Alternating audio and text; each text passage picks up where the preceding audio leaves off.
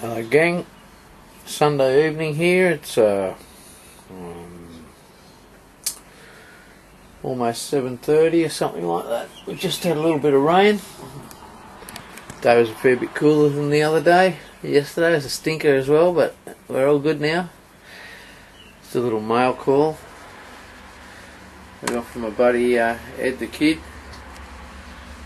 and Mad Customs. And thanks Ed, I hope you enjoy that video I sent over to you, mate, that DVD. Just trying to give you a little inspiration maybe, and good luck with your moving, pal. And another one I've been waiting for quite some time, some bling on my wall there. Thank you Mr. Porter, Greg Porter, Greg M. Porter, Greg's Garage. Thanks buddy. And there's another thing I want to talk about, and I'll just get myself ready for this. I hope everyone's going well in the gang. Great bunch of guys to be involved with. New and old subscribers. I've subscribed to a few new guys, they've subscribed to me. All my long termers. And all my new guys. Hope you're all having a good one. Okay, this is for Big Paw 64, so if he doesn't see this one, I'm going to hope that I'll probably send it to him anyways, but let him know this is out there. Okay, so hoping on your relay, although it's probably, you know, I know it's a rectangular one, it's not a square one, but there should be some sort of an indication on what pole belongs to what signal. Now there's probably a circuit diagram somewhere available over there or on Google or something like that, but essentially those numbers, as you see them there, this is what they mean. And the 87, which is that one up the top there on this relay, is for the output. Okay, so that would go to your horn, yeah, and the number 30, which is that fella there, that's constant power from your battery. Okay, now the next two will also be a power and an earth, the 85 and the 86. Now on a normal driving light or a horn or whatever, the earth will be continuous because that would be bolted to the frame or to the bracketage or whatever, and the 86 would be when you operate your high beam or, you know, whatever it is, the switch to power that relay.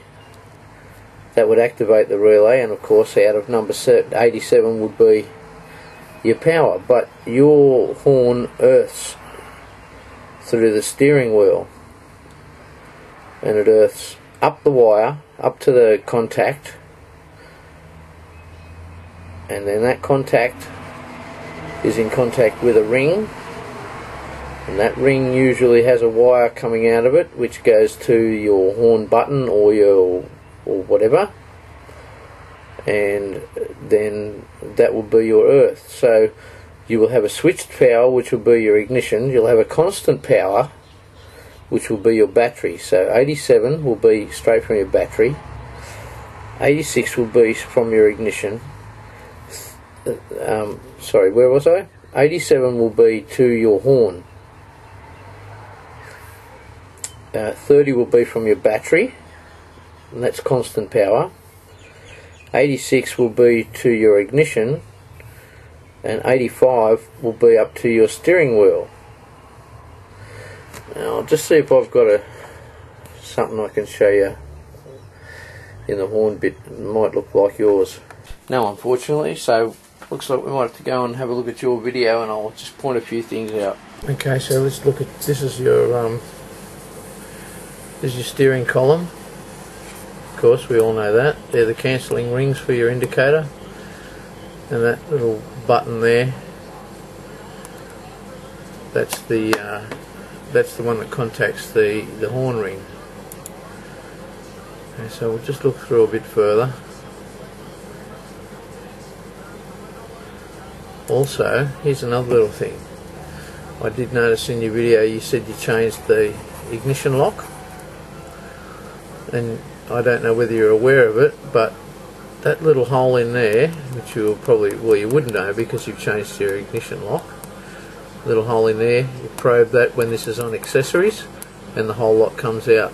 What you need to do is look up that hole and you will see that there is a gear, and the gear, this has a gear, this is your locking mechanism for your steering, and your gear should line up when you have this locking mechanism all the way out.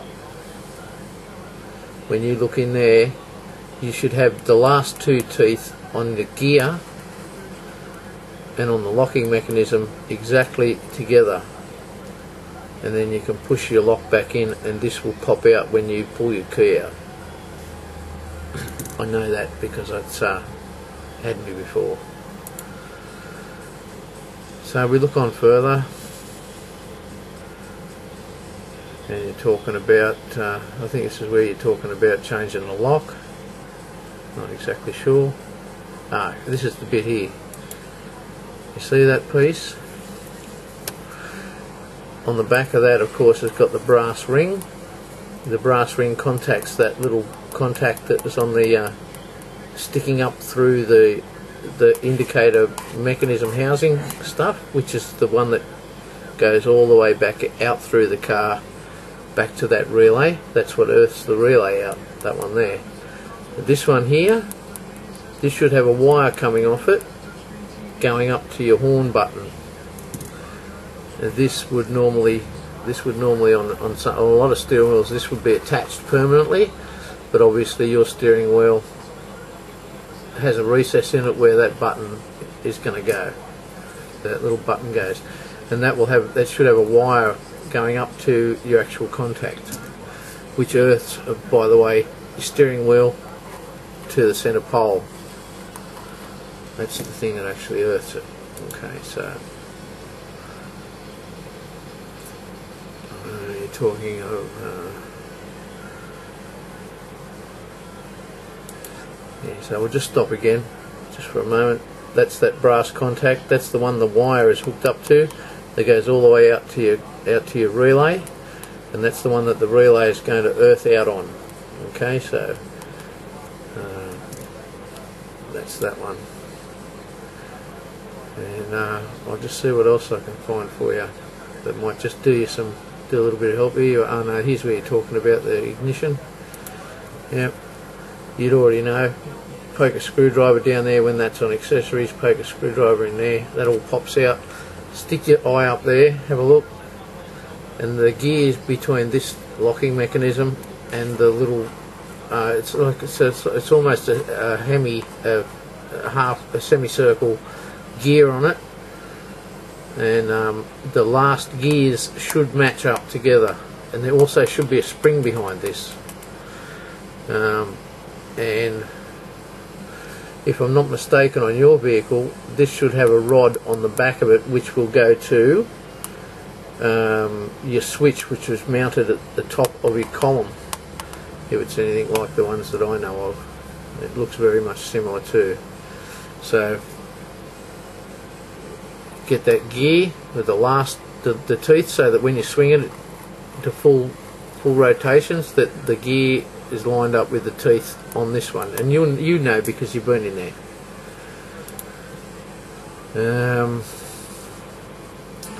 Yeah, so as far as your horn's concerned, if you're still having trouble, I'd go back to that relay, because it's I mean, if this wire, okay, if this wire was live, which it is supposed to be, okay, was shorting out anywhere down the column or on its way through the firewall or anything like, the smoke would get out, and we know what happens when the smoke gets out. It's not a good thing.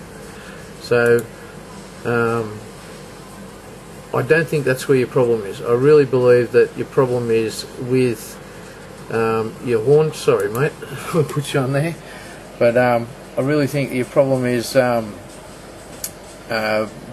back in that horn contact, back in there, and it's the relationship between that and your actual horn button. I'd like to see what the horn button looks like as it goes on the steering wheel. Do you have a wire that goes up? I mean, those things also play up too. If it's one of those little foam spring-loaded things, some of our old cars had that as well.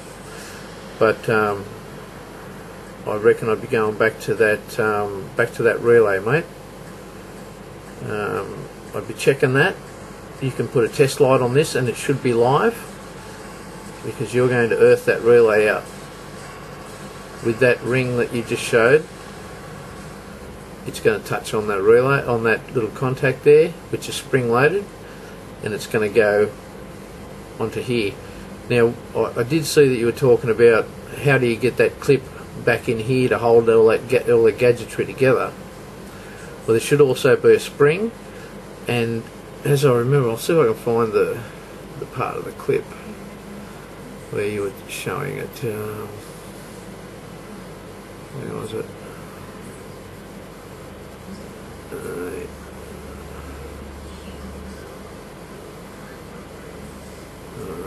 Wait up a sec, we'll find it.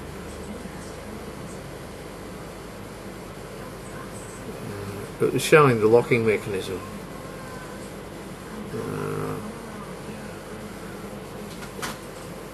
With that spacer and stuff that goes in the middle of it. Well, that locking mechanism is well,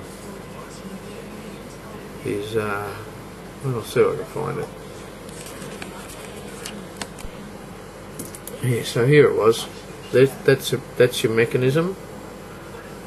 Those little holes there, those little cutouts go in that when that pin pops out.